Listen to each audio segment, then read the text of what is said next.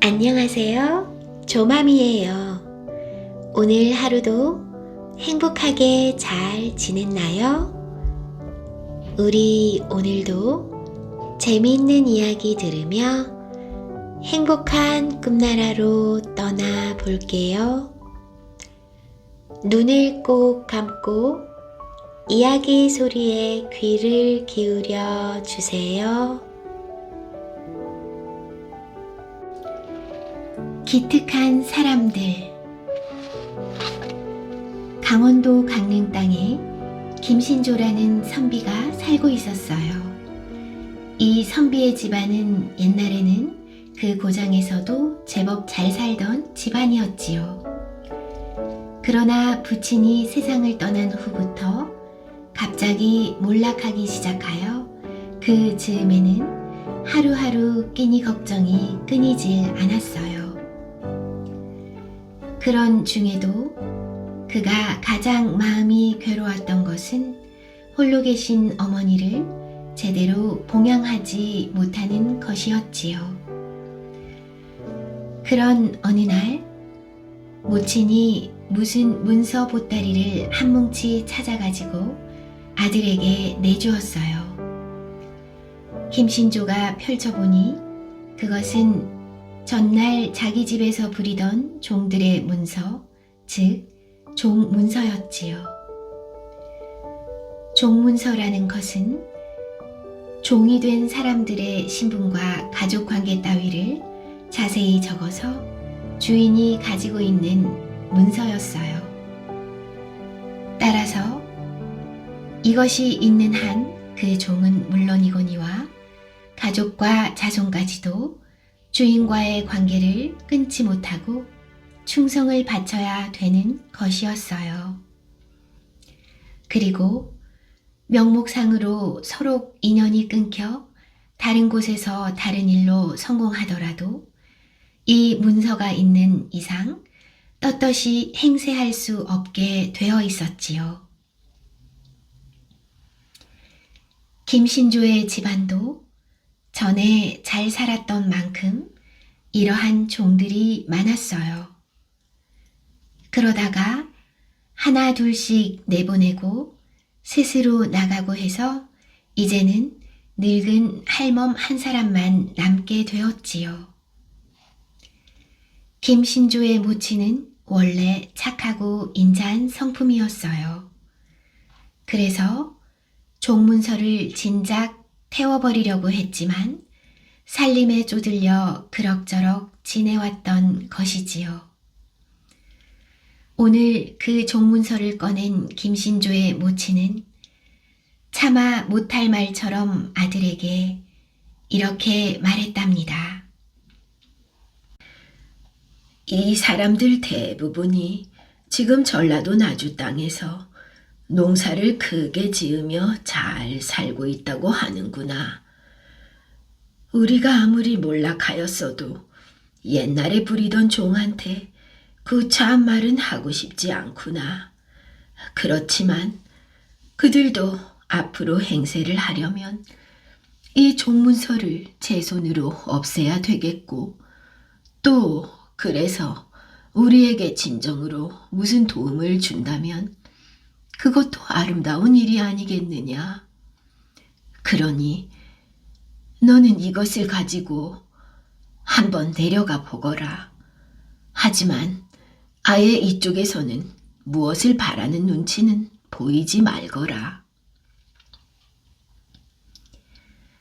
모친의 말대로 나주에 내려간 김신조는 옛날 종들의 도움으로 돈 1000냥을 부조받고 돌아왔어요.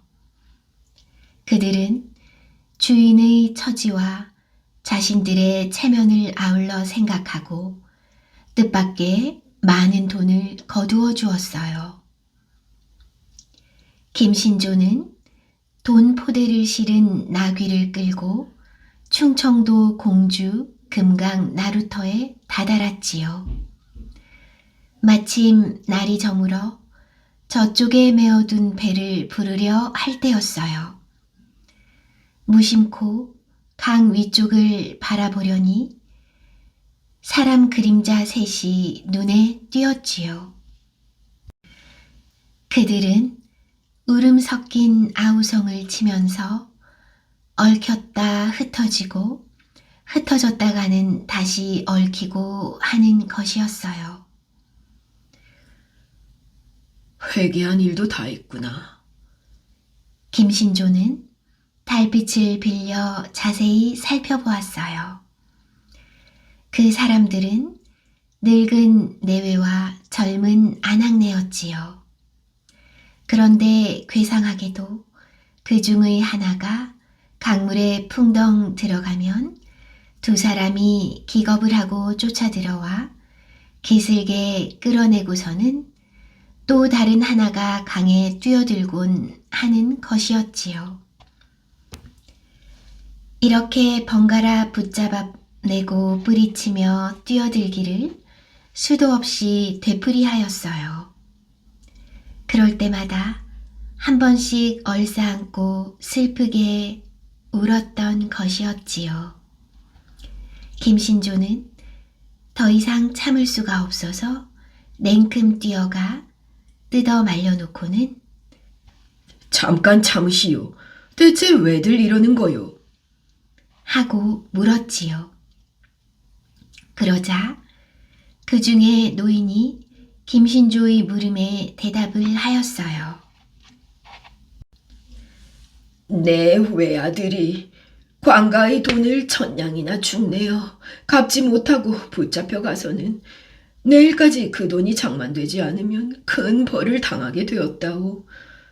그래서 아들놈이 모진 매를 맞는 꼴을 볼 수 없어서 물에 빠져 죽으려 했더니 늙은 아내와 며느리가 저마다 대신 죽는다고 이렇게 법석을 피우지 않겠소. 말을 마친 노인은 또 어느 틈에 강으로 뛰어들려고 했어요. 김신조는 얼른 그 옷자락을 잡아 끌었지요. 내 말 좀 들으시오. 그만 돈으로 네 사람이 모두 목숨을 버린다면 되겠습니까? 여기 이 돈을 다 드리겠소. 예, 뭐라고요? 노인네 식구들은 모두 꿈인가 싶어 입을 쩍 벌렸지요. 그동안 김신조는 돈 포대를 내려놓기가 바쁘게 돌아가 버렸어요. 그제야 노인들이 정신을 번쩍 차리며 쫓아갔어요. 여보시오, 잠깐만 기다리십시오. 대체 어디 사시는 누구시오? 김신조는 뒤도 돌아보지 않고 강원도 사는 사람이라고만 알아두시오. 하면서 나귀를 몰고 불이 나게 가버렸어요. 이렇게 김신조는 빈손으로 돌아와 금강 나루에서 생긴 일을 모친한테 솔직히 고했지요. 이야기를 다 듣고 난 모친은 조금도 노하지 않고 과연 내 아들이구나. 참 잘하였구나. 하면서 등이라도 토닥여 주고 싶다는 듯이 말했어요. 그 모친은 여전히 가난에 쪼들렸지요. 그러나 편안히 살다가 나이 85세에 잠들듯이 세상을 떠났어요. 이때 김신조에게 다급한 일이 생겼지요. 무엇보다도 모친을 장사 지낼 산소 자리가 없었어요. 대를 물려 내려오는 산도 남은 것이 없고 남의 산을 사자니 돈이 부족했지요. 그렇다고 아무데나 모친을 모실 수는 없어. 생각다 못한 김신조는 가깝고 먼 곳을 가리지 않고 산소 자리를 얻으러 다녔어요. 행여 마음에 드는 좋은 곳을 값싸게 살 수 있을까 해서였지요. 그런 어느 날 강릉 남쪽에서 보기 드물게 훌륭한 산소 자리를 발견했지요. 김신조는 그 산 임자가 있는 바로 옆의 큰 마을을 찾아갔어요. 울창한 소나무 숲을 등지고서 양지 바르게 자리 잡은 큰 기와집이 보였지요. 그 앞과 좌우에 질비한 초가집들도 모두 아담했어요. 기와집은 어느 부자의 집이요. 둘레의 초가집들은 그 하인의 집들임이 분명해 보였지요. 이토록 잘 사는 집이라면 산소자리쯤 떼어주겠지. 하고 생각하면서 김신조는 집주인을 찾아갔어요. 그 집 젊은 주인은 초면인데도 불구하고 김신조를 사랑방에 정중히 맞아들였지요. 그뿐 아니라 어디 사시는 분인지 모르겠지만 마침 때가 되었으니 식사나 하고 가십시오. 하고 이내 푸짐한 음식상을 차려 내왔어요. 바로 이럴 때였지요. 사랑방 안쪽 미닫이 문이 갑자기 열리면서 한 젊은 아낙네가 조용히 들어오더니 한쪽 옆에 엎드려 머리를 숙인 채 말을 못하고는 흐느껴 울었어요. 김신조는 깜짝 놀랐어요. 처음부터 음식까지 대접하는 일이 우선 어리둥절할 만큼 수상했는데 이제 또 그 집 여자 주인이 나와서 울기 시작하는 것이었지요. 김신조는 얼른 밖으로 몸을 피하려고 일어섰어요. 그동안 젊은 주인도 눈이 휘둥그레져 자기 아내부터 흔들었어요. 여보, 어떻게 된 일이요? 혹시 이분이 바로... 아낙네는 남편의 말을 가로막듯이 하며 머리를 쳐들었어요. 눈물에 젖은 얼굴인데 거기에는 오히려 말할 수 없는 반가움과 고마움이 가득 담겨 있었지요. 예, 바로 이 어르신입니다. 금강에서 우리를 구해주신 바로 그 어른이십니다. 날마다 밤마다 향 피우고 하늘에 빌었더니 이렇게 오늘에서야 만나 뵐 줄. 아낙네는 또 한 번 말을 잇지 못하고는 반가움에 눈물을 흘렸어요. 그제야 김신조는 아주 잊었던 옛날 일이 머리에 떠올랐지요. 그러나 그보다 앞서 젊은 주인의 손이 김신조의 옷소매를 붙잡고 있었어요. 오, 손님이 바로 우리 은인이시였군요. 자, 절부터 받으십시오. 젊은 주인은 자기 아내를 일으켜 세우고는 김신조를 아랫목에 앉게 했어요. 그리고 김신조가 미처 맞절을 할 겨를도 없이 큰 절을 쌍으로 했지요. 김신조는 그들이 지내온 이야기를 처음으로 듣게 되었어요. 저희는 관가에서 풀려나온 후 농사일을 열심히 하여 10여 년 만에 큰 돈을 모으게 되었습니다. 그렇지만 어떻게 해서든지 은혜를 갚고자 하여 강원도에 사신다는 말만 믿고 여기 와서 널리 수소문했지만 성함을 알 도리가 없어 정말 초조하게 지냈습니다.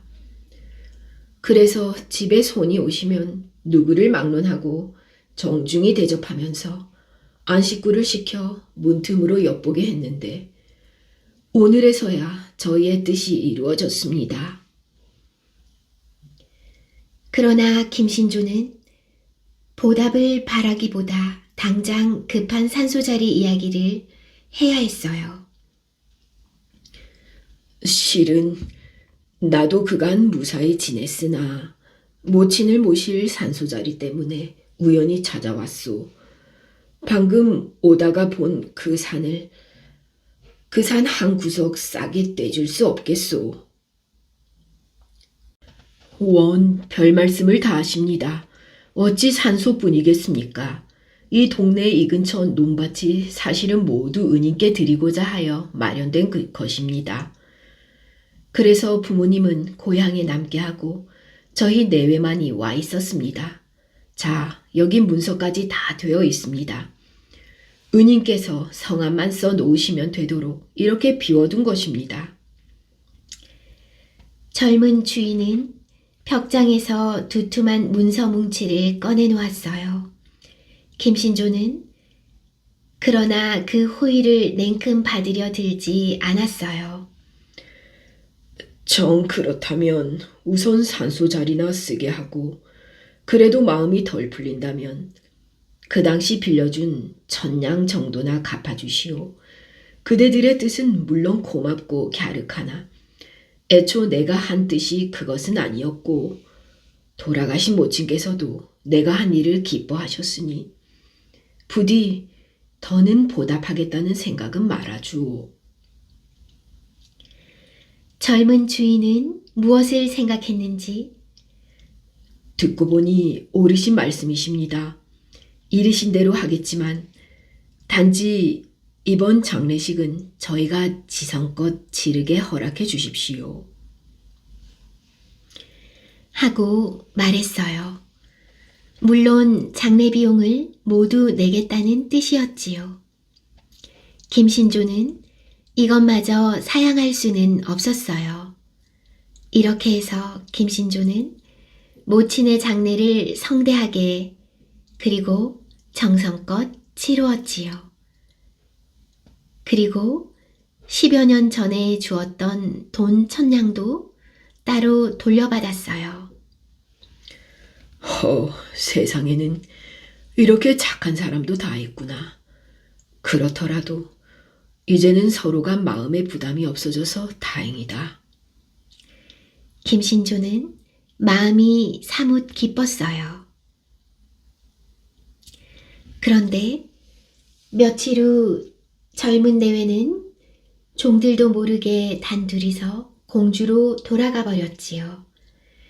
이 소식을 알리러 온 종 하나가 준 편지가 천만 뜻밖의 사연이었어요. 은인께서 아무리 사양하셔도 저희는 애초의 뜻을 이루지 못하고서는 세상에 살 염치가 없습니다. 이제 원래 생각대로 전답과 가옥 그리고 종문서를 아울러 은인 앞으로 고쳐 적어서 두고 가오니 부디 외람되다 마시고 저희의 마음을 편히 하여 주십시오.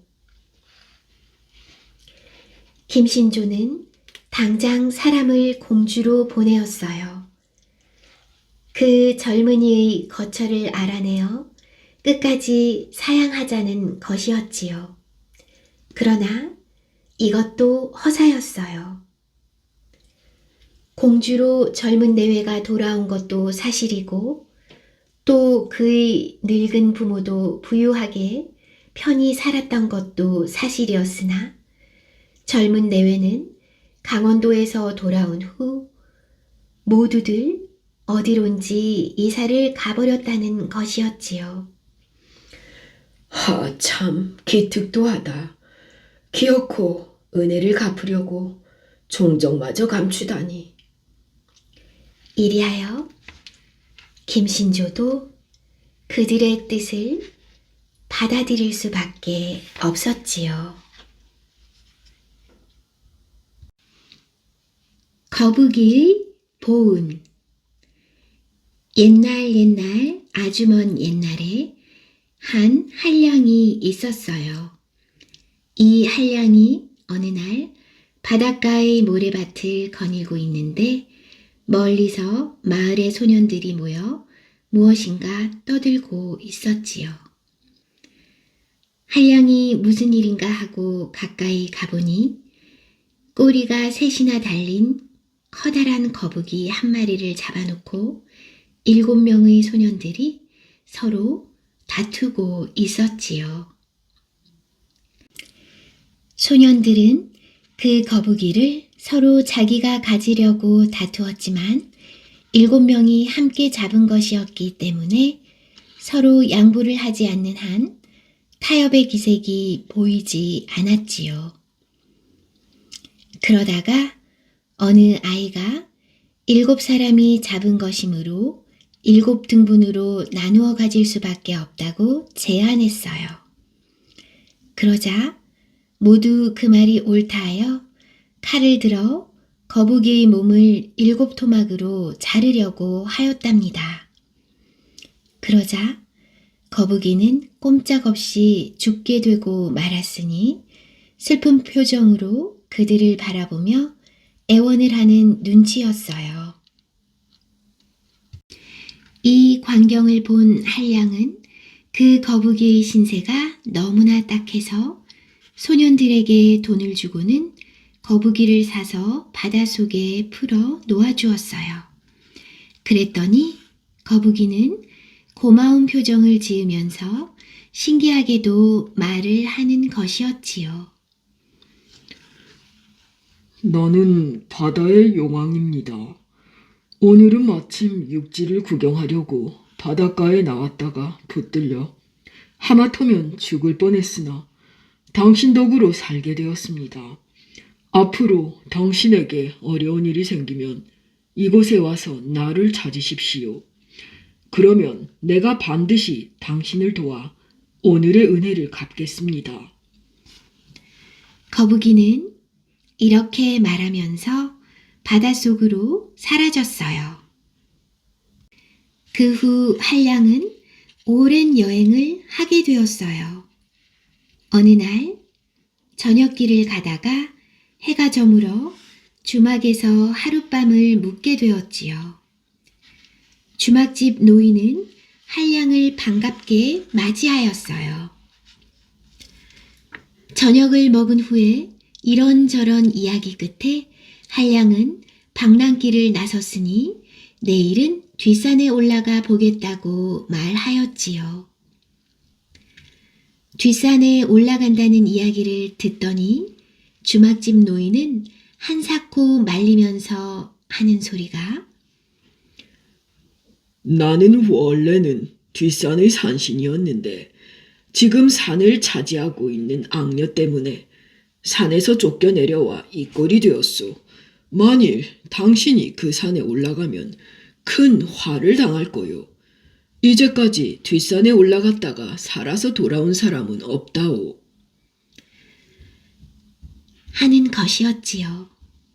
그러나 한량은 산의 대장부가 그런 것을 두려워해서야 어찌 사내냐고 큰 소리를 쳤지요. 그리고 다음 날 악녀가 산신으로 있다는 산으로 올라갔어요.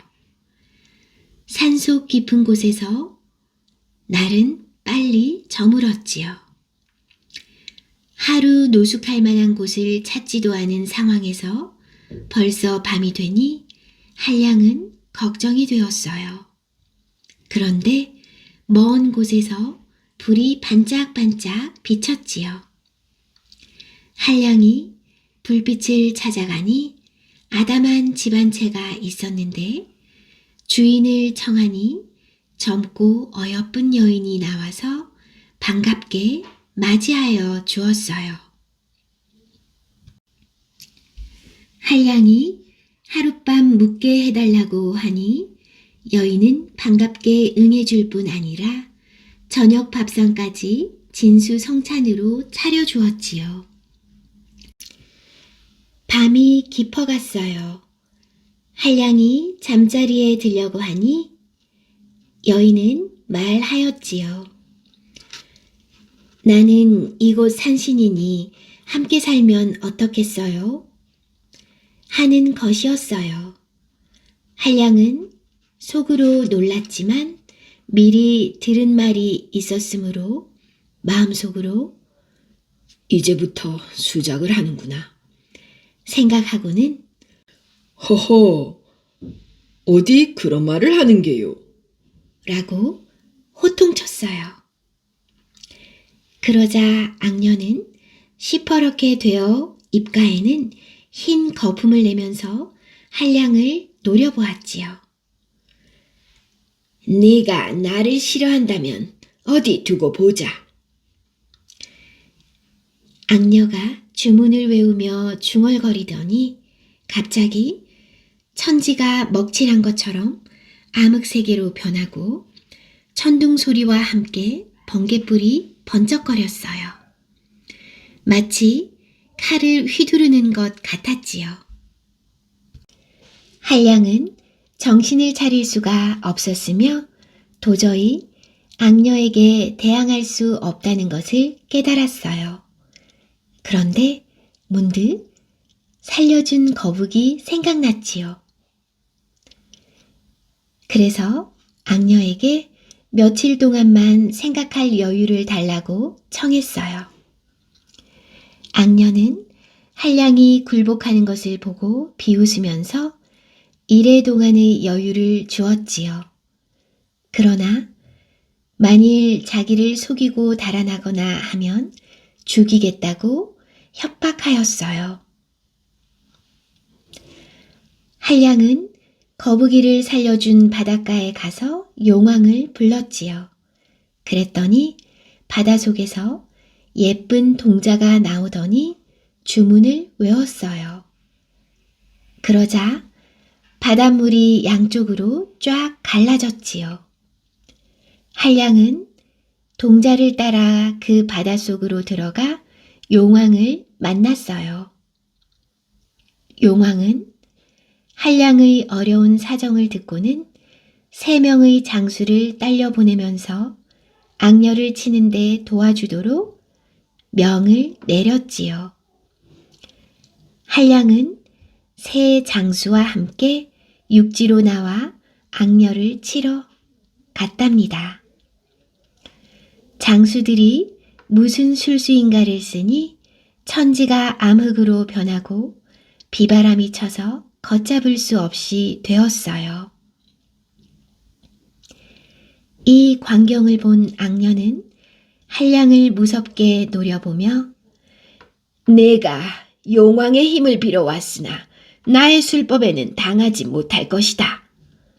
라고 말하면서 다시 종이에 주문을 써서 소지를 올리니 웬일인지 장수들이 무참히 죽고 말았어요.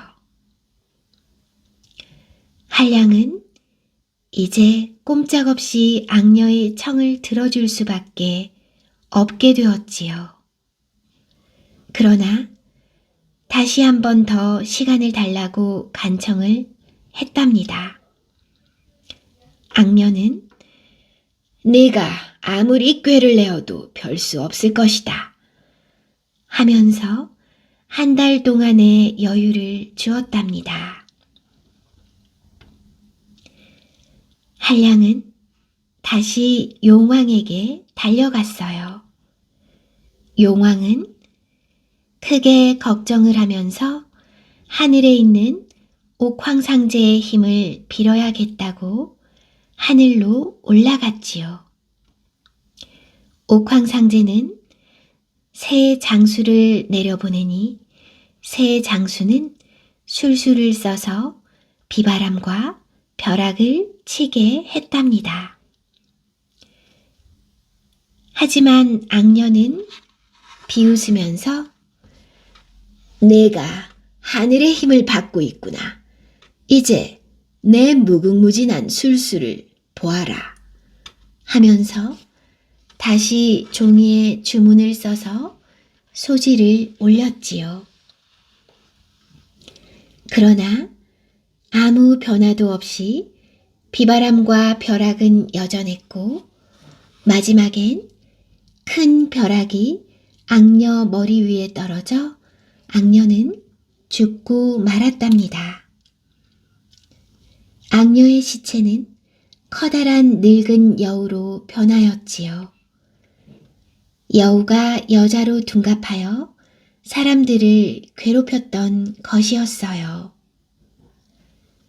한량은 하늘나라의 새 장수에게 고맙다는 인사를 전하고는 주막집 노파에게 들러 인사를 했답니다. 그리고는 용궁으로 용왕을 찾아가 고맙다는 인사를 하고 돌아왔다고 전해진답니다.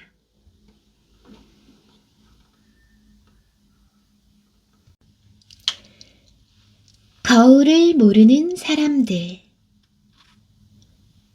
옛날 한 선비가 서울로 과거를 보러 갔다가 거울을 사가지고 돌아왔어요. 시골에서 살았기 때문에 서울에 가서 제 모습을 비추어주는 거울을 보니 너무나 신기해서 많은 돈을 주고 그 거울을 사온 것이었지요. 선비는 거울을 남몰래 감추어 두고는 아침 저녁으로 혼자만 꺼내서 제 모습을 비추어 보곤 하였답니다. 그러던 어느 날 선비의 아내는 남편이 무엇인가를 농 속에서 꺼내어 혼자만 보고 도로 감추고 하는 것을 눈여겨 보았지요. 그래서 남편이 나간 사이에 도대체 무엇을 감추어 두고 그러는지 궁금증을 참지 못하여 농 속에서 슬그머니 그것을 꺼내 들여다보았어요. 순간 아내는 깜짝 놀랐지요. 거기에는 젊은 여자의 모습이 불쑥 나타났기 때문이었어요. 질투심이 머리끝까지 치민 아내는 시어머니에게 쫓아가서 거울을 보이며 남편이 서울에 가더니 젊은 첩을 얻어다 몰래 농 속에 감추어 두었다고 울고 불며 넋두리를 늘어놓았지요. 얘야, 그럴 리가 있겠느냐. 시어머니는 그렇게 말하면서 거울을 받아들고는 들여다보았어요. 거기에는 늙은 여인의 모습이 비치고 있었지요. 시어머니는 예, 아가야, 어디 첩이 있느냐? 건너마을 할머니가 마시러 와서 여기 있네 그래. 하고 말하였어요. 옆에서 이 광경을 보고 있던 시아버지가 무엇을 가지고 수다를 떠느냐며 자기도 거울을 들여다보았지요. 이번에는 늙은 할머니 대신 늙은 할아버지의 모습이 비치고 있었어요. 시아버지는 그 모습을 보더니 두 무릎을 꿇고 말씨도 공손히 아버님, 무슨 일이 있으시기에 이렇게 현령하셨습니까? 하고 절을 하였어요. 며느리는 분명히 젊은 첩의 모습을 보았는데 이게 도대체 어찌된 일인지 싶어 다시 거울을 들여다보았어요. 여전히 아까의 젊은 첩이 그대로 나타났지요. 화가 치민 며느리가 첩에게 요사를 부리지 말라고 야단을 치면 첩도 지지 않고 며느리가 하는 대로 흉내를 내었지요. 그러다 나중에는 끝내 거울을 깨뜨리고 말았답니다.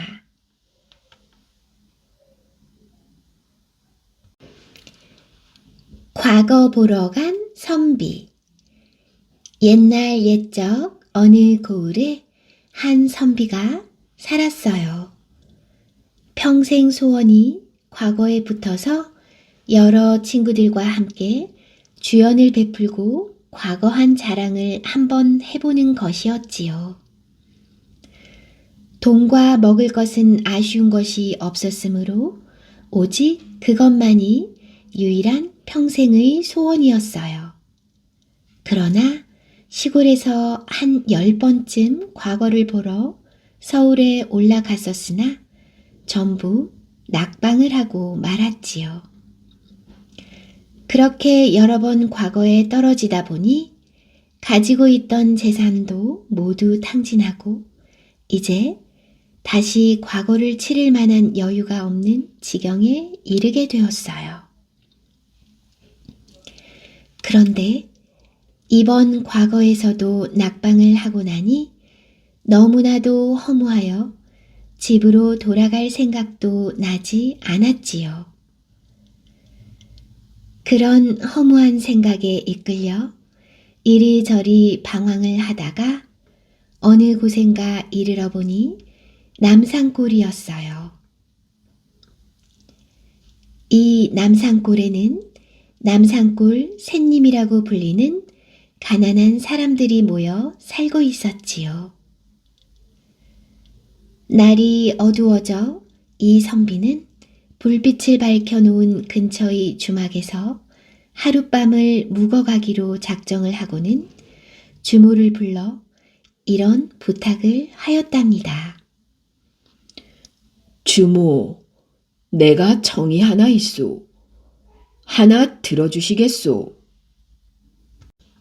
오늘 저녁에는 다른 손님들은 받지 말고 물 한 동이와 빈상을 하나, 그리고 잔 한 개하고 수저를 준비해 주오. 뭐 그리 어려운 부탁도 아니니 해드리지요. 그래서 그 선비가 부탁한 것을 주모가 갖다 놓고는 밤이 이슥할 때 그 선비는 혼자 상 앞에 의젓하게 앉아서는 마음을 한 곳에 모았지요. 이제 선비는 그렇게 앉아서 고향의 친구들을 그리는 것이었어요. 아, 김생원, 자네도 오게나. 원, 친구도, 자네도 오고, 박생원, 자네도 오게나. 이렇게 혼자서 중얼거리며 물동이에 담긴 물을 한 잔 떠서는 친구, 자네도 한 잔 들게나. 어이, 고맙네 그려. 과거 축하허이. 어이, 박서방도 한 잔 들게나. 예, 감사합니다. 새님의 과거를 축하드립니다. 하고는 허공에 대고 대화를 나누는 것이었어요. 마치 그 선비는 과거에 합격하여 고향에 돌아가 주연을 베풀고 여러 친구들과 술을 마시며 축하를 받는 것처럼 흉내를 내고 있는 것이었어요. 이렇게 혼자서 여러 사람 노릇을 해내며 술 마시는 흉내를 내다 보니 어느덧 자기 스스로 도취되어 밤 가는 줄도 모르고는 아, 친구 김씨, 한 잔 들게나. 어이, 참 그대는 김생원이지. 한 잔 들지. 어이, 친구, 과거 축하하네 그려. 하면서 흥에 겨워 하는 것이었어요. 이때는 조선시대의 태평성대였던 숙종 17년이었어요. 이때의 대왕이었던 숙종은 백성들이 과연 잘 살고 있는가를 살피기 위해 남몰래 암행을 나오고는 하였지요. 그런 숙종 임금이 오늘도 암행을 나와 이리저리 다니다가 바로 이 선비가 묵고 있는 주막 앞을 지나고 있었는데 이미 밤이 깊어 모든 집들이 불을 끄고 깊은 어둠 속에 잠겨 있으나 유독 그 주막만이 불이 밝혀져 있고 더욱 괴상한 것은 이상스런 중얼거림이 끊이지 않고 들려오는 것이었지요. 그래서 좀 더 가까이 다가가 엿들어 보니 난데없이 어이, 이생원, 이제 오나. 자네도 들어와 한 잔 들게나. 어이, 과거 축하하이. 라는 알 수 없는 소리가 들려오는 것이 아니겠어요? 무슨 일인지 호기심이 동한 숙종 임금이 태연히 문을 열고 들어가 보니 웬 선비 혼자서 상을 앞에 하고는 물잔을 기울이다 말고 물끄러미 바라보며 숙종을 맞이하는 것이었어요. 건두시오. 예, 나는 지나가는 나그네인데 잠시 쉬려고 들렀습니다. 숙종 임금이 자신의 신분을 숨기고는 이렇게 인사를 하였지요. 나는 시골 사는 박생원이라 하오만 댁은 어디 사는 뉘신지요? 예, 나는 서울 사는 이생원이라 하오. 아, 그러오. 그렇게 서로 인사를 나누고 앉아 이런저런 이야기를 하다 보니 이 선비가 평생 소원이 과거에 한번 붙어 친구들과 주연을 베풀고 술 한 잔을 나누는 것이라는 것인데 과거에 낙방을 하여 이렇게 넋두리를 하고 있다는 것이 아니겠어요? 숙종 임금이 가만히 보니 글 공부 꽤나 열심히 한 것 같고 인물 됨됨이도 쓸만한데 과거에 10번씩이나 떨어졌다니 한편으로 의문이 가기도 하고 또 측은한 생각이 들기도 하였지요. 그러한 측은한 생각 끝에 숙종 임금은 그 선비를 도우려는 심사로 아, 박생원, 내일 임시 과거를 본다고 하던데 우리 마지막으로 한 번 더 응시를 해보지요. 이번 과장에서는 높다란 대나무 장대에 길을 하나 달아놓고 조그만 글자를 한자 써놓고는 그 글자가 무엇인가를 알아맞추는 것이 문제라 합디다. 아마 비둘기 구자를 써놓는다고 하지요. 라고 말하고는 그 자리를 나왔지요.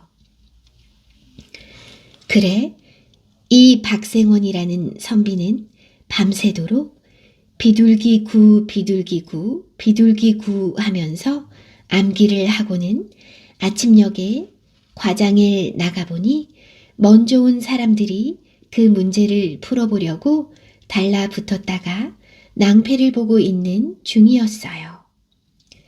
그 글자가 집 우자라느니 갈 지자라느니 애를 써보지만 아무도 제대로 알아맞추는 사람이 없었지요. 이러다 박생원 차례가 왔는데 운이 없는 놈은 할 수 없는지 밤새 외워놓았던 비둘기 구자는 까맣게 잊어버리고 구자는 구자인데 도대체 생각이 나지를 않는 것이었어요.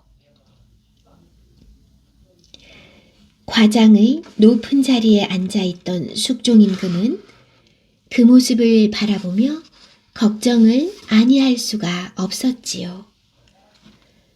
그런 숙종의 표정을 살핀 시관이 담뱃대를 들고 있다가 딱딱 두드리면서 속히 대답하라고 재촉을 하니 이 멍청한 박생원은 엉겁결에 또두라 구자입니다. 라고 대답을 하고 말았지요. 낙방. 시관의 이런 판결을 듣자 박생원의 머릿속에 순간적으로 비둘기 구자가 생각나는 것이었어요. 박생원은 휴, 나는 참 과거에 운이 없는 놈이구나. 라고 생각을 하면서 힘없이 과장을 되돌아 나오지 않을 수 없었지요. 그렇게 발길을 돌려 나오려는데 멀리서 한 젊은이가 헐레벌떡 달려오고 있었지요. 과장으로 가는 것 같았어요. 여보, 젊은 선비, 날 좀 보고 가오. 왜 그러시오? 나는 지금 과장으로 가는 길이라 시간이 없는데 왜 이리 붙으십니까? 아니, 내가 젊은이에게 이를 말이 있소. 사실은 어제 어떤 양반이 시험 문제의 답을 알려주었는데 난 그만 시험장에서는 생각이 나지 않아 또두라 굳자라 하여 낙방을 했소만 지금 생각해보면 그 답이 비둘기 굳자인 것 같소. 비둘기 굳자가 분명하니 그렇게 대답하면 당신은 반드시 합격할 것이오. 박생원은 이렇게 생전 보도 못한 젊은이에게 답을 알려주었어요. 결국 과거에 붓을 우는 이 젊은이에게 있었던 것이었지요. 이것을 들은 젊은 선비는 몹시 기뻐하면서 그렇다면 당신께서도 이곳에서 기다리고 계십시오. 라고 당부해 놓고는 과장으로 달려가 시관에게 비둘기 굳자라고 대답을 하여 행운의 합격을 했답니다. 그런데 이 젊은 선비의 대답은 박생원이 가르쳐 준 것과 아주 똑같은 것은 아니었어요. 그 대답은 다음과 같았지요. 네, 그 글자는 시골 사투리로 말하면 또두라 굳자요.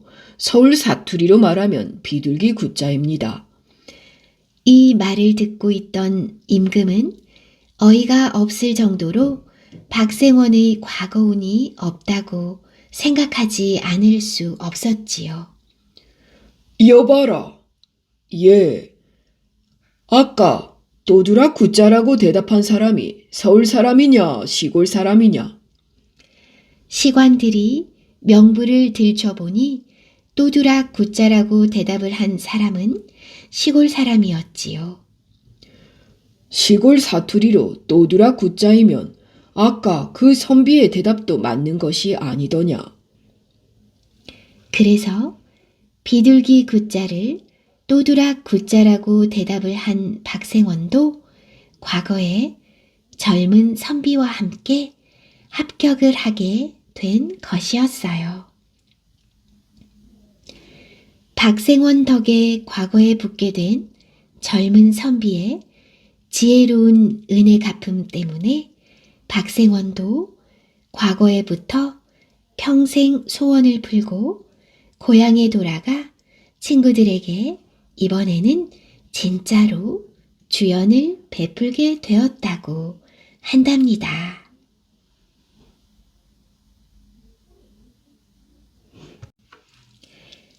두꺼비 사위. 옛날에 한 영감이 낚시질을 해서 먹고 살았어요. 하루는 종일 낚시질을 해도 물고기가 물지 않았지요. 그렇게 이틀을 나가서 낚시질을 하는데도 물고기 한 마리도 걸려들지 않았어요. 그리하여 사흘 만에 다시 강가에 나가 낚시를 담가놓고 가만히 앉아 있으려니 낚싯줄이 팽팽해졌어요. 어이쿠, 걸렸구나. 생각하며 낚시를 잡아당겼더니 두꺼비 한 마리가 물려 있었지요. 제기랄. 사흘을 굶었는데 겨우 두꺼비야. 재수가 없으려니 원. 영감은 두꺼비를 가지고 집으로 돌아왔어요. 할멈이 영감을 보며 물었어요. 어찌 오늘은 좀 잡았소? 오늘도 못 잡았는데 해 다질 무렵 두꺼비가 물렸잖아. 그래, 가져는 왔는데 어디 두고 보자구.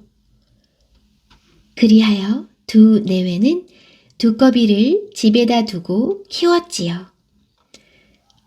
얼마 지난 뒤 신기하게도 두꺼비가 영감에게 말을 하였어요. 부잣집 셋째 딸에게 장가 보내주시오. 하는 것이었어요. 처음에는 당치도 않은 말이라고 거절했지만 두꺼비가 조화를 부리니 할 수 없이 영감은 부잣집 주인을 찾아가서 우리 두꺼비를 셋째 사위로 삼아 주시오. 하니까 기가 막힌 부잣집 주인은 하인을 시켜 영감을 결박시켜 버렸지요. 우리 두꺼비를 셋째 사위로 삼지 않으면 이 집은 뿌리째 망해버릴 것이오. 영감이 이렇게 큰 소리를 치니 주인은 겁이 나서 영감을 풀어주었어요. 부잣집 주인은 두꺼비 사위는 싫지만 두꺼비가 자꾸 조화를 부리기에 셋째 사위로 삼기로 하였답니다. 주인이 셋째 딸에게 두꺼비에게 시집을 가라 하니 아버지도 망령이지 시집 가라면 갈 테지만 첫날 밤에 두꺼비도 죽이고 자기도 죽으면 그만이라고 생각하고 승낙하였어요. 그리하여 두꺼비가 벌룩벌룩하면서 장가들러 왔어요. 식이 끝나고는 첫날 밤에 신부가 칼을 내놓으며 말하였어요. 너 죽고 나 죽을 거야. 그 말을 들은 두꺼비가 말하였지요. 그럴 필요 없이 내가 여기 누울 테니 살가죽만 잘 베시오. 신부가 그렇게 하였어요. 그리하였더니 훤칠하고 훌륭한 신랑이 두꺼비 가죽을 벗고 나오는 것이 아니겠어요? 내가 다시 가죽 속에 들어갈 테니 처음같이 꿰매시오. 신부는 시키는 대로 하였어요. 큰 방에 있는 부잣집 부부는 첫날 밤을 지내는 건너방을 건너다 보면서 아침까지 딸이 안 나오면 꼭 죽은 것이다. 하고 한숨 섞여 말했지요. 아침이 되니 방문이 열리면서 셋째 딸이 화색이 돌아 나오는 것이었어요. 부모가 셋째 딸에게 물었어요.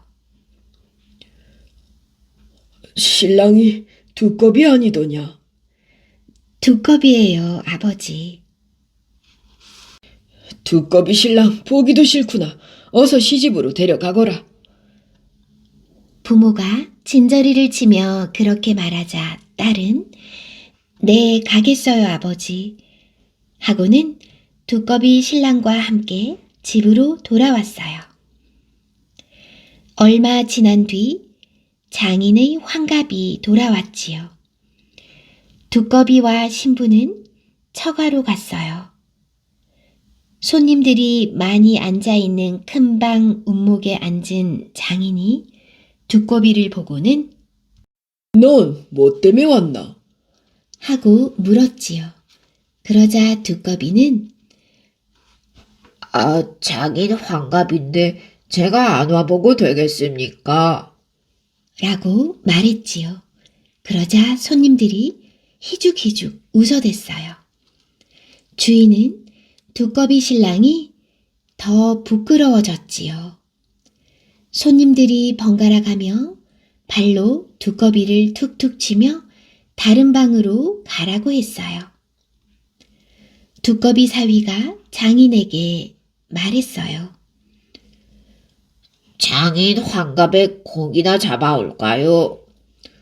무슨 고길? 꿩이나 토끼나 돼지나 노루나 잡아오겠습니다. 아니, 네가 그걸 잡아. 네, 잡아올 테니 장인의 말을 빌려주시고 마부와 하인들을 함께 가게 해주십시오. 좋다. 하고 장인은 하인과 마부를 불러 사냥 갈 준비를 시켰어요. 두꺼비 신랑은 장인의 말을 타고 깊은 산속으로 들어갔지요. 한참 가니까 마당같이 널따란 바위가 있는 곳에서 두꺼비 신랑은 부적 같은 것을 한 장 써서 하인에게 주면서 이 편지를 가지고 저 산등 성이를 넘어가면 중이 옷을 벗고 이를 잡고 있을 테니 그 중에게 주거라. 라고 말하였어요. 하인이 산등성이를 넘어가니 한 중이 우통을 벗고 있길래 종이를 주었어요. 읽고 난 다음 알았다. 너 먼저 가거라. 나는 옷을 입고 갈 테니. 라고 말했지요. 그러자 하인은 먼저 돌아왔어요. 그런데 조금 있다가 꿩이 날아오더니 움직이지 못하는 것이었어요. 또 토끼가 뛰어오더니 꼼짝하지 못했지요. 뒤이어 돼지, 노루도 여러 마리 달려왔어요. 두꺼비 신랑은 하인들에게 그것을 다 산채로 묶어 말에다 싣도록 하였지요. 그리고 집으로 돌아오는 길에 첫째 사위와 둘째 사위를 만났지요.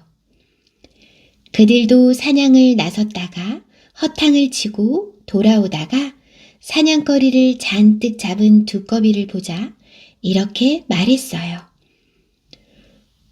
그 잡은 짐승을 우리에게 주지. 두꺼비 신랑이 줄 수는 있지만 내 말을 들어야 주지. 이렇게 말하자 그들은 무슨 말이든 들어주겠노라고 하였어요.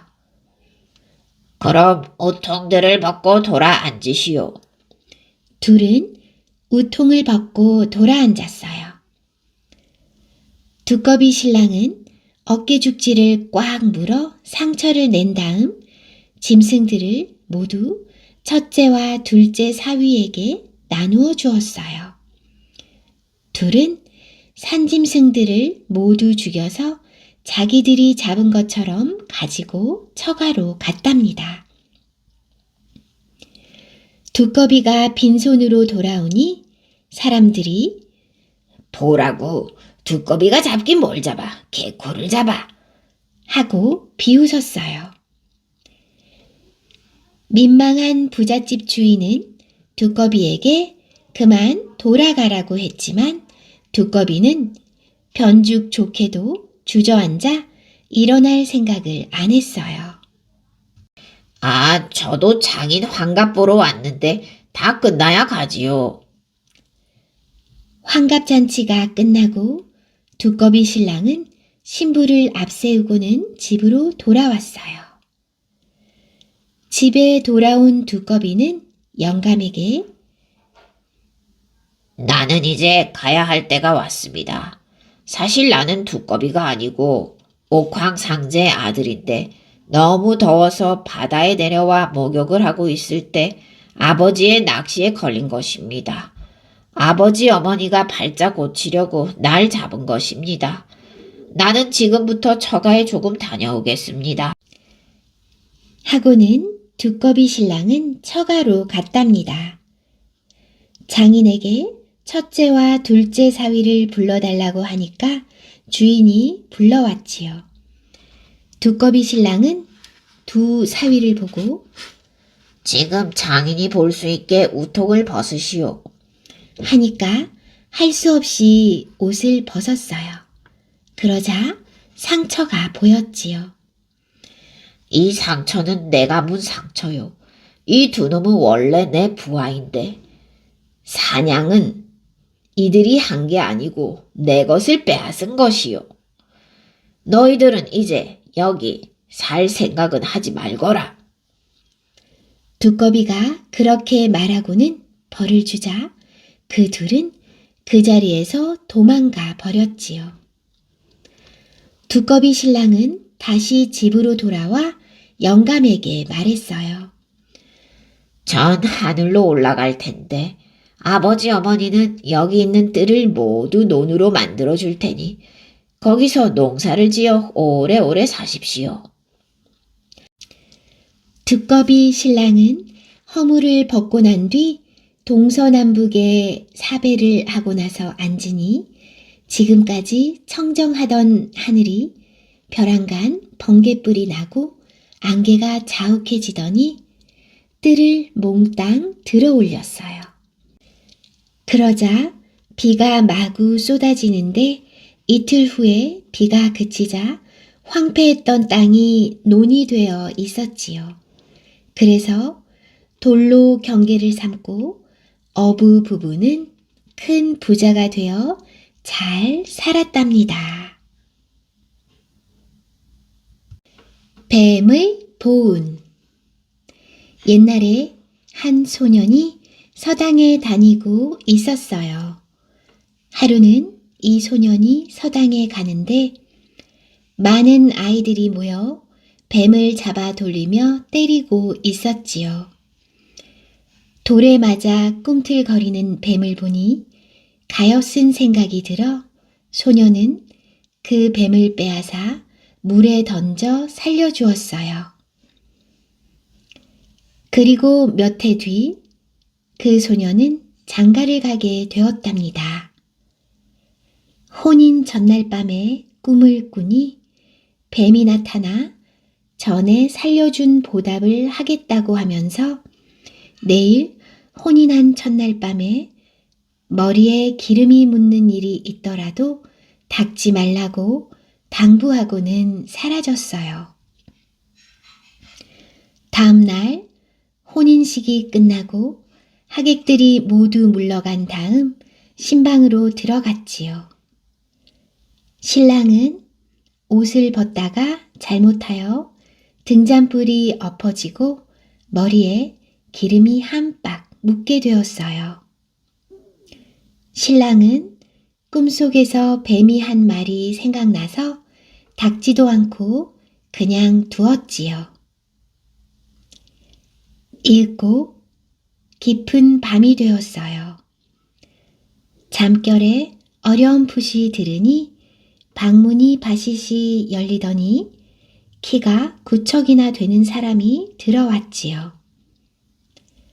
먼저 신랑의 머리를 만져보더니 기름이 묻어 있으니까 신부인 줄 알고 옆자리에 누운 신부에게 내 마누라를 누가 빼앗아 가느냐?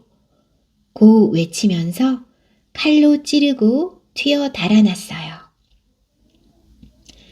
신부의 갑작스런 죽음으로 신랑의 처지가 난처해졌지요. 사람들은 신랑의 짓이라고 우겨댔으며 마침내 관가로 붙잡혀 갔어요. 며칠 동안 갇혀 있다가 사형을 당하게 되었지요. 사형을 집행하는 날 원님이 세수를 하는데 바람에 날려 버드나무 잎이 하나 세숫대야 안으로 떨어졌어요. 원님은 이상한 예감이 들었지요.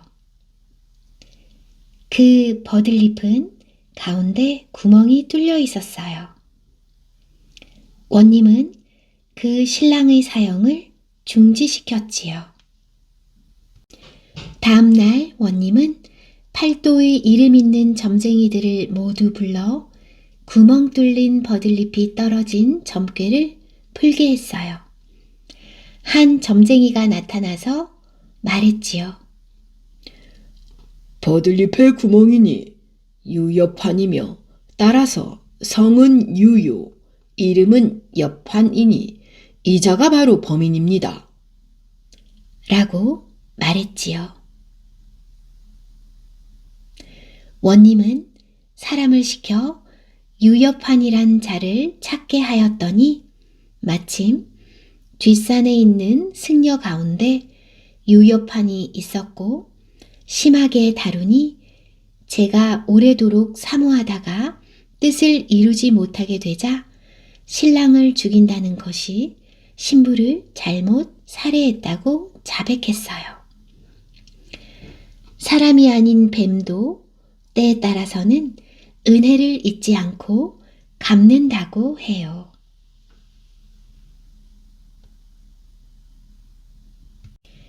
명의 허준.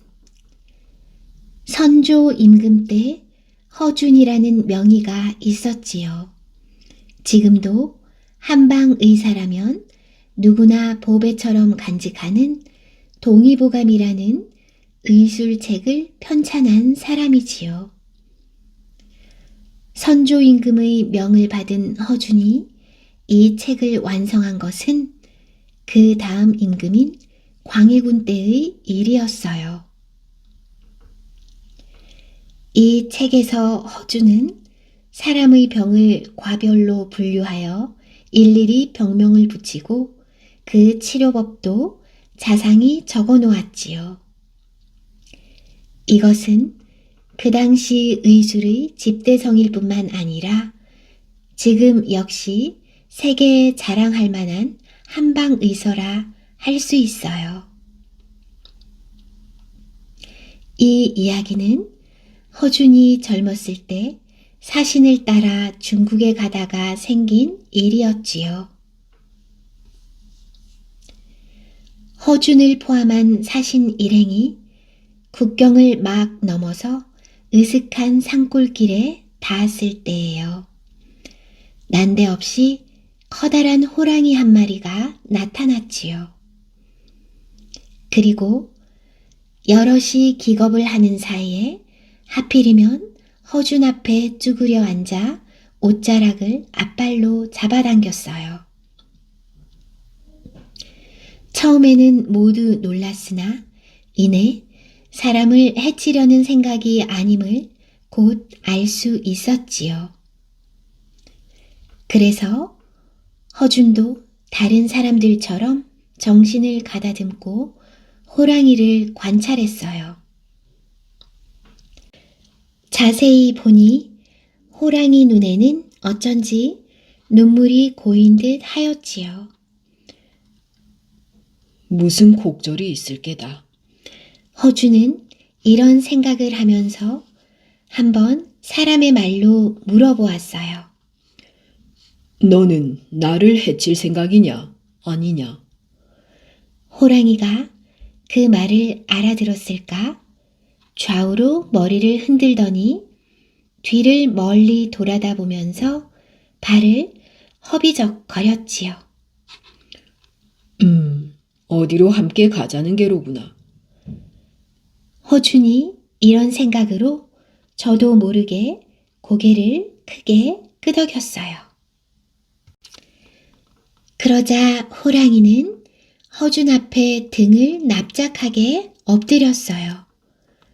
허준은 용기를 내서 호랑이 등에 올라탔지요.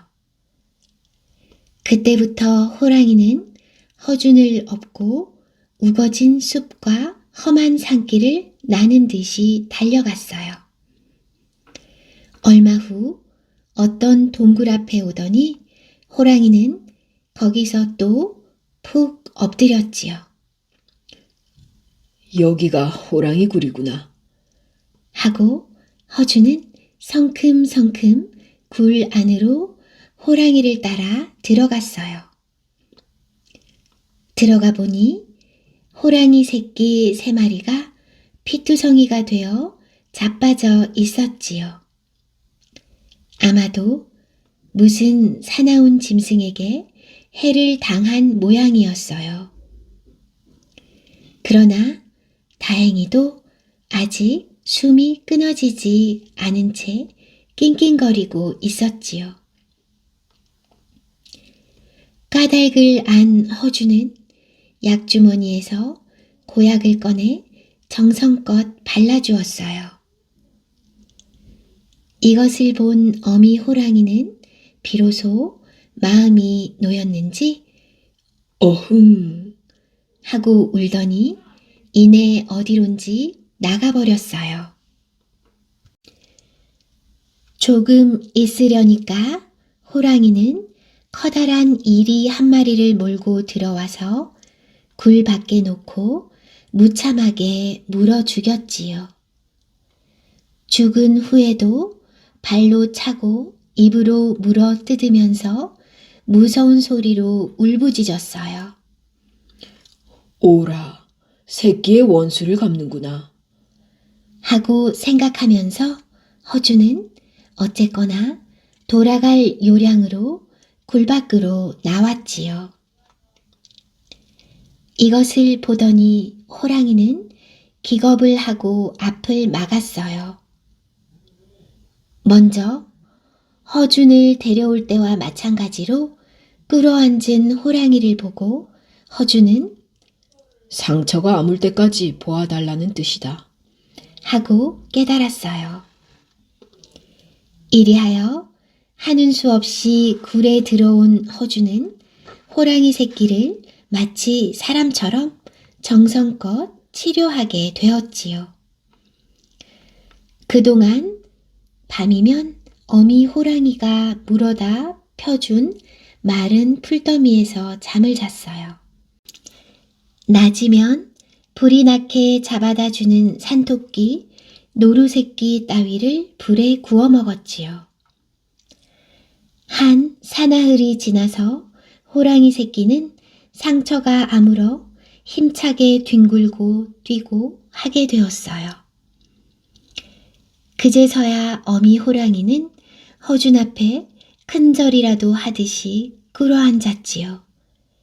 그리고 일변 흐 하며 사뭇 기분 좋게 울어댔어요. 이젠 다 나았으니 나를 돌려보내다오.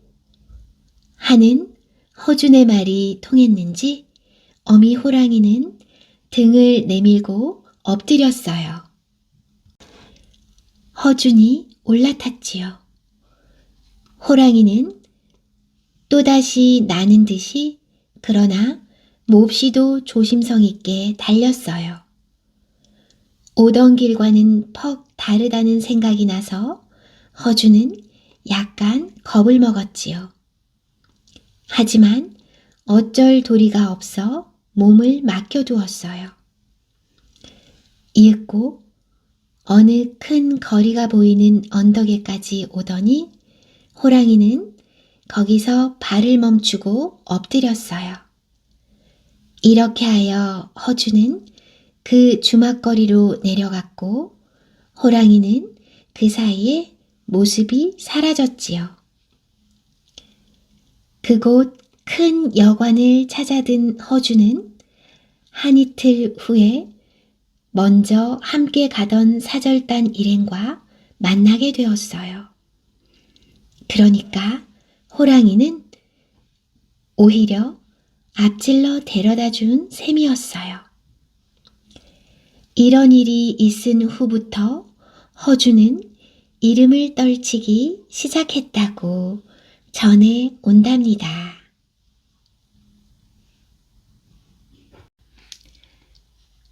바닷물이 짠 이유. 어느 겨울날 한 노인이 맷돌을 쥐고 얼마를 걸어가다 보니 날이 저물었지요. 그래 제일 가까운 집을 찾아가 하룻밤을 신세지고자 말하였어요. 그러나 그 집 뚝소 영감은 나가라고 두들겨 쫓았지요. 이 노인은 추워서 그냥 넘어진 채 얼어붙었어요.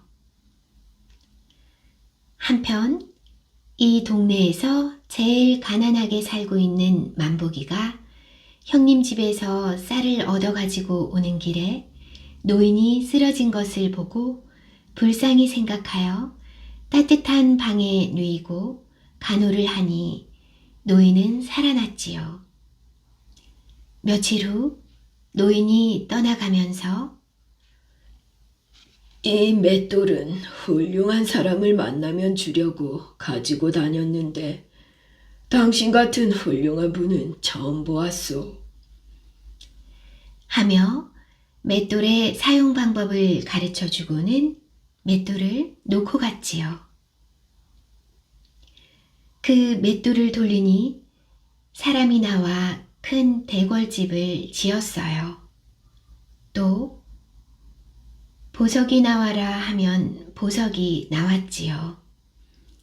그리하여 쌀을 나오라 해서 그 쌀을 동네 사람들에게 나누어 주었어요.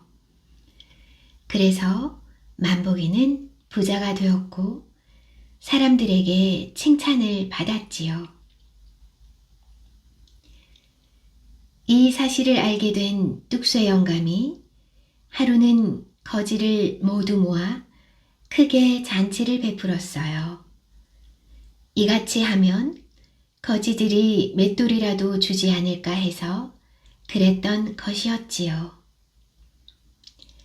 거지들이 잔치 음식을 다 먹고 가려고 하자 뚝쇠 영감은 화가 나서 맷돌이라도 내놓고 가라고 고래고래 소리쳤어요. 거지들은 영문을 몰라 하니 뚝쇠 영감은 거지들을 마구 두들겨 주었지요. 영감은 어찌하면 만복이네 같은 맷돌을 구할 것인가를 곰곰이 생각했어요. 결국 만복이네 집에서 맷돌을 훔친 뚝쇠 영감은 동네에서 쓰면 들킬까봐 맷돌을 배에 싣고 멀리 바다를 건너가 살기로 했어요. 그리하여 배를 타고 동해 한복판에 이르렀을 때 뚝쇠 영감은 빨리 맷돌을 돌려보고 싶었지요. 바다 복판이기도 해서 소금이 나오는 것이 가장 좋겠다고 생각한 뚝쇠 영감은 소금을 나오라고 했어요. 소금이 마구 쏟아져 나왔지요. 그러나 어떻게 하면 맷돌을 먹게 하는지를 몰랐어요. 그리하여 나중에는 소금이 너무 많이 나와 파묻히고 배도 소금에 파묻혀 가라앉게 되었지요. 지금도 바다 밑에서는 그 맷돌이 멈추지 않고 돌기 때문에 바닷물이 짜다고들 한답니다. 모래돛대. 옛날 중국은 대국이라는 것을 뽐내기 위해서 소국인 우리나라를 골탕 먹이는 일이 적지 않았어요. 그러던 어느 해 어느 심술궂은 중국의 임금이 사신을 보내 까다로운 요구를 해왔지요.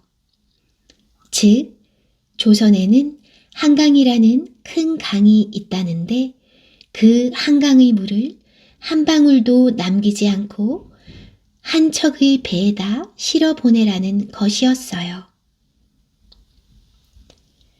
이런 까다로운 주문을 받은 우리나라 임금의 걱정은 태산 같았지요. 흐르는 한강물을 한 방울 남기지 않고 퍼올릴 수도 없거니와 또 그 많은 물을 퍼올린다고 해도 한 척의 배에다 실어보낼 그런 큰 배는 있을 수도 없기 때문이었어요. 보내라는 날짜는 다가오는데 아무리 생각해도 묘안이 생기지 않아 임금님은 괴로웠지요. 그리하여 하루는 머리가 좋다는 조정의 신하들을 불러들여 의논을 했어요. 그러나 한강물을 한 방울도 남기지 않고 한 척의 배에다 실어 보낼 수 있다는 묘안은 나올 리가 없어 신하들도 어쩔 줄을 몰라 했지요. 한참 후에 정승이 임금님 앞에 나아가 좋은 수가 있다고 말했어요. 기뻐한 임금님은 어서 그것을 말해보라고 재촉했지요. 정승의 말을 다 듣고 난 임금님은 고개를 끄덕여 뛸 듯이 기뻐하며 어서 답장을 쓰라는 것이었어요. 중국의 천자에게 보내는 답장에는 이렇게 쉬어 있었지요. 한강물은 한 방울도 남기지 않고 퍼 보낼 준비는 다 되어 있나이다. 그러나 이 많은 물을 보내기 위해서는 한강물을 실을 만한 큰 배가 필요하며 그 배는 모래를 300자 이상 쌓아 올려 돛대를 만들어야 하나이다. 우리나라는 아시다시피 소국이라 그런 많은 모래가 없으니 귀국에서 북쪽의 사막이라도 헐어 300자 모래 돛대를 만들어 배와 함께 보내십시오. 그러시면 곧 한강물을 한 방울도 남기지 않고 실어 보내겠습니다.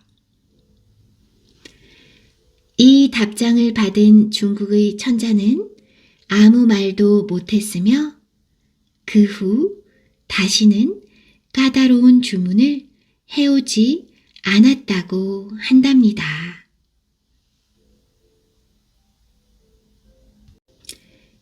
못난 사위. 옛날에 어떤 시골 양반이 딸을 하나 두었어요.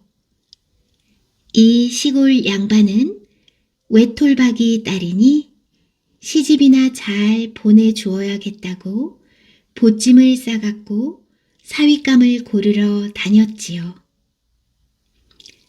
그러다 어느 날 서당에 들어가 하룻밤을 쉬게 되었어요.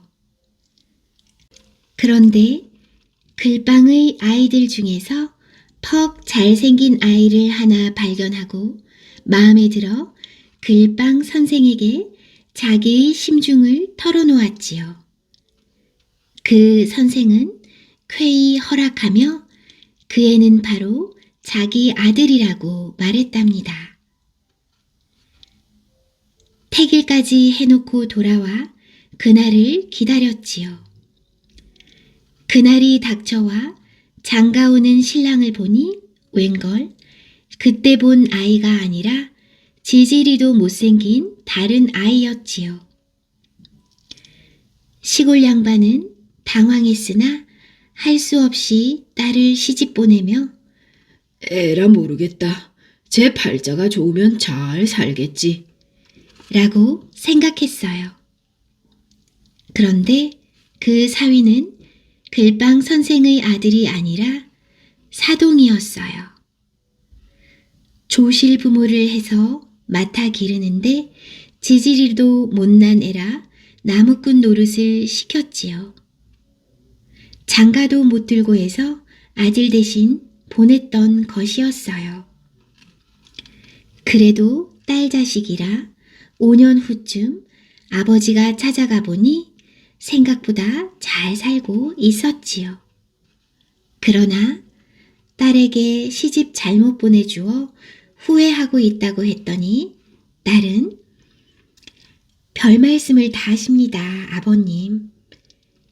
이렇게 말하며 장을 열어 보이니 돈이 꽉 차 있었어요.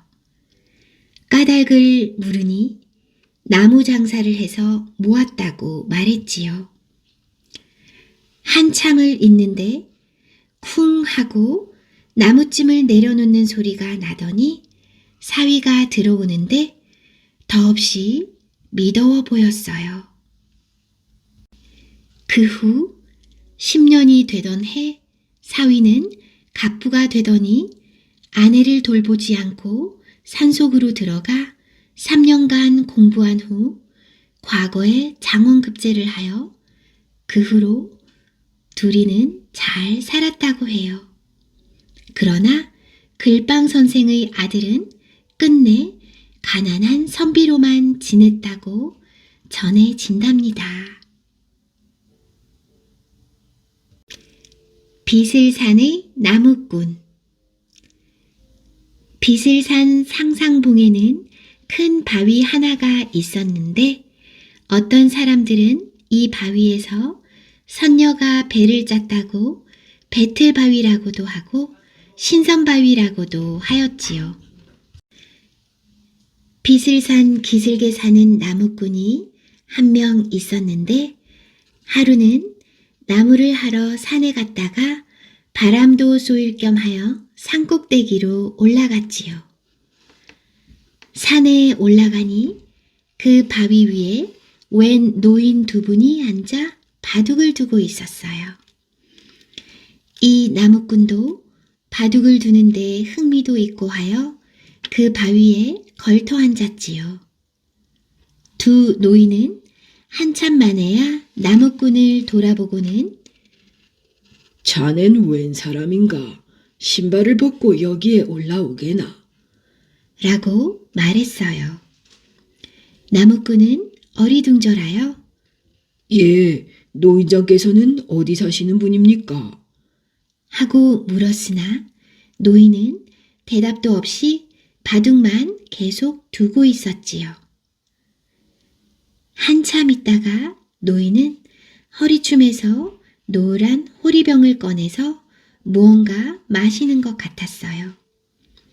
나무꾼은 호기심이 동해 노인장, 그것이 대체 무엇이옵니까? 하고 물었지요. 이것은 장생주니 자네도 한번 마셔보게나. 하면서 호리병에 든 것을 나무꾼에게 주었어요. 나무꾼이 마셔보니 달콤하고 향기로워 입에 딱 들어맞았지요. 한참 후에 바둑이 끝나자 두 노인이 일어나면서 이제 그만 돌아가 볼까. 자네도 집에 잘 돌아가게나. 하고는 바람이 갑자기 휙 불더니 공중으로 사라져 버렸어요. 나무꾼은 갑자기 정신이 몽롱하여 몸을 가누어 바위에서 내려서서 집신을 신으려고 하니 신발은 없어졌고 그 자리에 재만 폭신하게 남아 있었지요. 이상하게 여긴 나무꾼이 자기가 들고 온 도끼를 보니 도끼 자루는 썩어 없어져 버리고 도끼날도 녹이 슬어 거의 못 쓰게 되었어요. 나무꾼이 맨발로 터벅터벅 걸어 내려와 마을에 당도하니 집 앞밭에서 웬 허연 노인이 밭을 갈고 있었지요. 그래서 그는 노인한테 다가가서 이 집에 살던 사람들이 모두 어디에 갔소? 하고 물어보니 내가 그 집에 살고 있소. 하고 노인이 대답했어요. 그러면 이 집에 살던 아무개를 아십니까? 하고 자기 이름을 대니 그 노인 대답이 그분은 제 고조부 어른이십니다. 라고 하는 것이 아니겠어요? 나무꾼은 놀라서 자기 얼굴을 쓰다듬어 보니 수염이 가득하게 나 있었지요. 어이가 없어진 나무꾼은 먼 하늘만 바라보다가 자기 집을 등지고 다시 자기가 내려온 비슬산으로 올라갔는데 그 후로 그 사람의 소문은 들을 수가 없었다고 전해져 온답니다.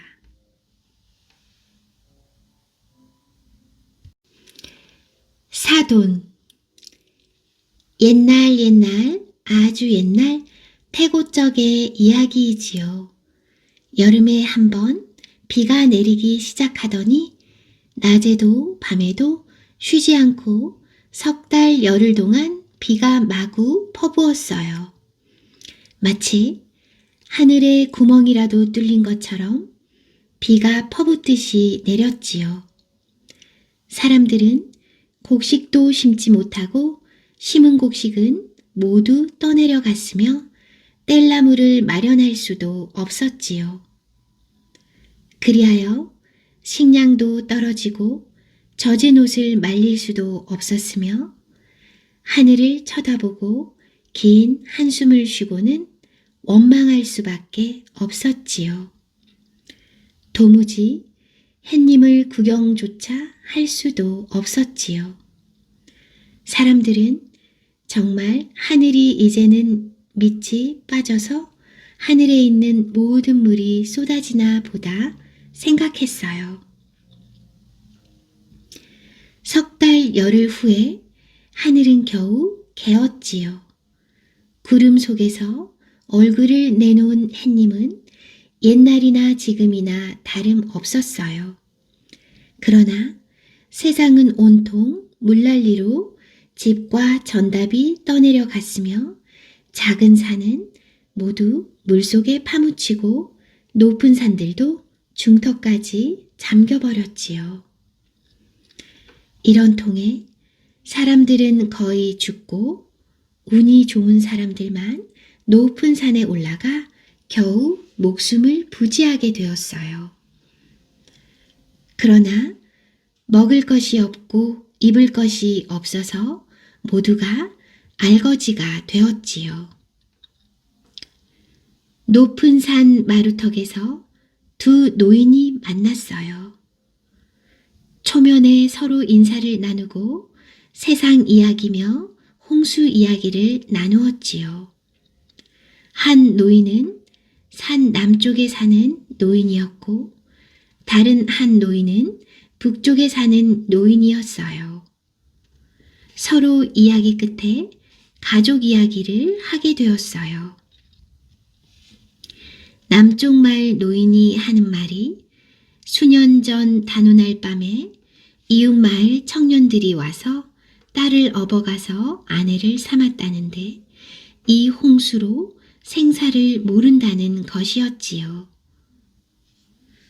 북쪽 마을 노인이 가만히 날짜를 따져보니 바로 그날이 자기 아들이 장가를 들지 못하고 있다가 친구들과 함께 밤에 이웃 마을 처녀를 업어다가 혼이 난 날이 아닌가 싶었어요. 그러고 보니 두 사람은 서로 사돈지간이었지요. 두 노인은 사돈임을 깨닫고는 너무 반가워 서로 얼싸안고 등을 두드리면서 기뻐했어요. 이때 마침 두 노인은 삼배 등걸이를 입고 있었어요. 그래서 그 후로 사돈이라고 쓸 때에는 삼배 등을 두드렸다고 해서 삼배 사자와 두드릴 돈자를 쓰게 되었다고 해요.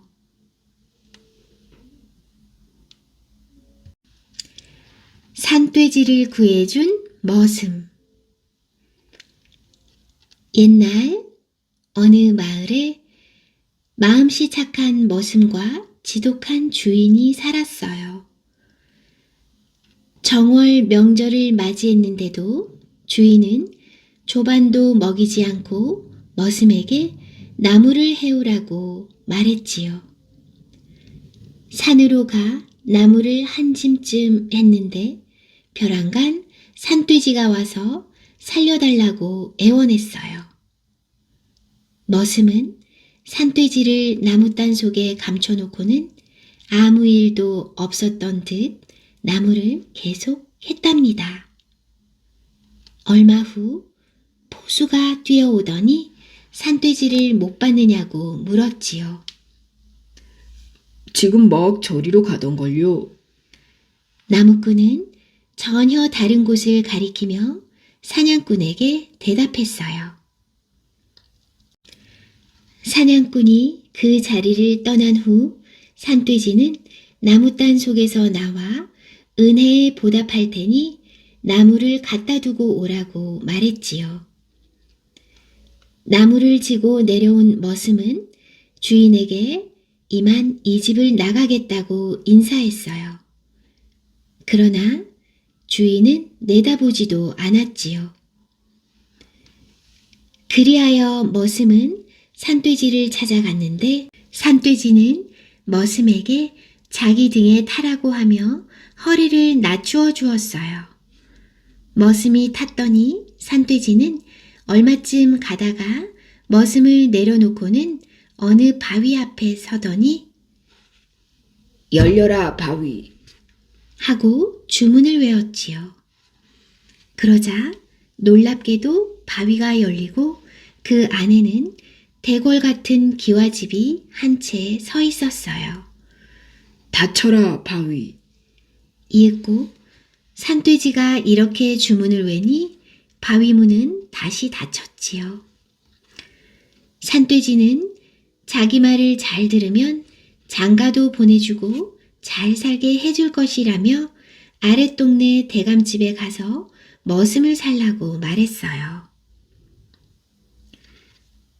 둘은 바위 속에서 나와 헤어지려 할 때 산돼지가 자주 와 달라고 당부했어요. 머슴은 산돼지의 말대로 아랫동네로 가서 대감에게 머슴을 두지 않겠느냐고 물으니 대감은 아주 친절히 대해주며 허락해 주었지요. 다음 날 머슴은 나무를 하러 산에 왔다가 산돼지한테 가니 산돼지가 나무를 한 짐 해주며 그 집 뒷광에 있는 소를 끌고 오라고 말했어요. 그리하여 머슴은 산돼지의 말대로 주인 대감에게 소를 끌고 가서 나무를 해오겠다고 했더니 그 소는 천하장사도 못 끈다는 대답이었지요. 그래도 한번 끌어내 보겠습니다. 머슴은 대감의 말에 아랑곳하지 않고 뒷강에서 소를 끌어냈는데 이 소가 다른 때 같았으면 꿈쩍도 안 했을 것을 이 머슴이 끄니 아무렇지도 않게 끌려 나왔어요. 주인 대감은 소를 잘 문다고 기뻐했지요. 머슴이 곧 산돼지한테로 소를 끌고 가니 칡을 한 짐 해오라고 말했어요. 칡을 해가지고 가보니 산돼지는 벌써 집 한 채만한 나무더미를 해놓았지요. 머슴이 그것을 소에 싣고 내려가니 주인이 뛰어나오더니 크게 놀랐어요. 머슴이 나무를 부리고 소를 갖다 메고 나오니 주인 대감은 자기 딸과 혼인을 해달라고 말했어요.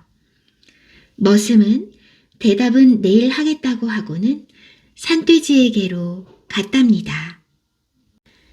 산돼지는 머슴의 말을 듣더니 결혼을 하라고 하면서 이렇게 당부했지요.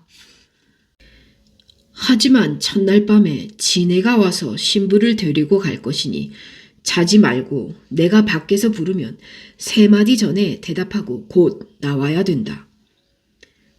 그럼 혼인은 언제 하는 게 좋겠느냐? 내일이나 모레 양일간에 하면 된다. 주인 집으로 다시 온 머슴이 혼인을 하겠다고 했더니 대감은 안주인과 함께 기뻐하며 당장 내일이라도 식을 올리자고 했어요. 그리하여 이튿날 혼인식을 마친 머슴은 첫날 밤 잠자리에 들었지요. 밤이 깊어 산돼지가 머슴을 1번, 2번, 3번을 불렀지요. 그런데도 머슴은 깊이 잠이 들어 아무것도 몰랐어요. 산돼지는 목이 쉬도록 울며 불렀으나 그는 여전히 잠만 자고 있었지요. 산돼지가 마지막으로 1번 불렀을 때 그제서야 잠에서 깨어난 머슴이 나가보니 산돼지가 내 부인은 이미 없어진 지 오래이니 얼른 내 등에 올라타라.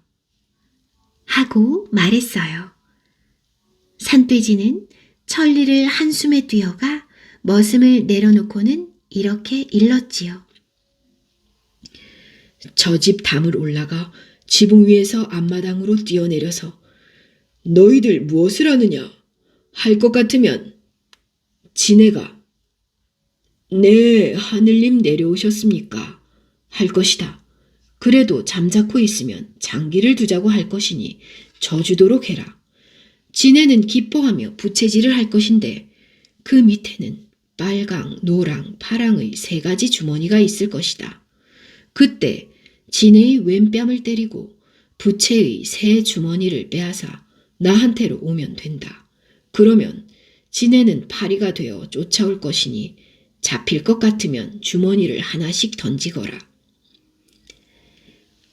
머슴은 산돼지가 시키는 대로 지붕에서 뛰어내리며 너희들 무엇을 하느냐? 하니까 정말 지네가 네, 하늘님 오셨습니까? 하고는 안으로 모시고 들어가더니 장기를 두자고 말했어요. 몇 말을 놓기도 전에 지네가 이기자 지네는 기뻐서 산돼지 말대로 부채를 꺼내 부채질을 하는 것이었지요. 그때 머슴은 왼뺨을 갈기며 주머니 셋을 빼앗아 가지고 도망쳐 나왔어요. 산돼지를 타고 얼마쯤 달리니 지네가 쫓아오며 뒤에 달락말락거렸지요. 머슴이 얼른 노랑 주머니를 던지니 그들 뒤로 가시덤불이 몇 천리가 생기는 것이었어요. 그런데도 지네는 여전히 쫓아왔어요. 다시 파란 주머니를 던지니 큰 바다가 생기자 지네는 파리로 변해 뒤를 바짝 따라왔지요. 산돼지는 여전히 달리고 있었어요. 이번에는 빨강 주머니를 던지니 지네는 타 죽고 말았지요. 지네가 타 죽었다. 머슴이 이렇게 외치니 산돼지는 다시 되돌아 뛰기 시작했어요. 그리고는 이렇게 말했지요. 그 집에는 광이 12이 있다. 첫째 광에는 죽은 사람을 살리는 빨간 열매와 흰 열매가 들어있는데 빨간 것을 입에 물리고 살아라라고 하면 살고 흰 것을 머리에 씌우고 혼 살아라 하면 혼이 산다.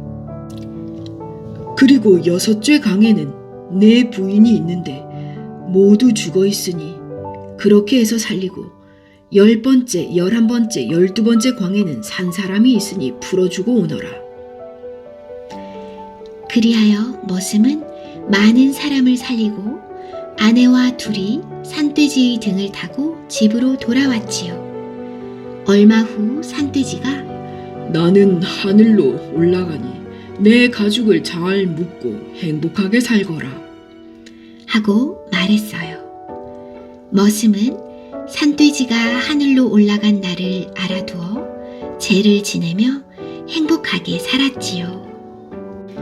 그 후 머슴은 먼저 주인집이 망했다는 소식을 듣고 그들 가족을 데려다가 한살림을 했답니다. 그래서 그런지 머슴은 점점 부자가 되어 천하에 복이 드물게 잘 살았다고 전해져 온답니다.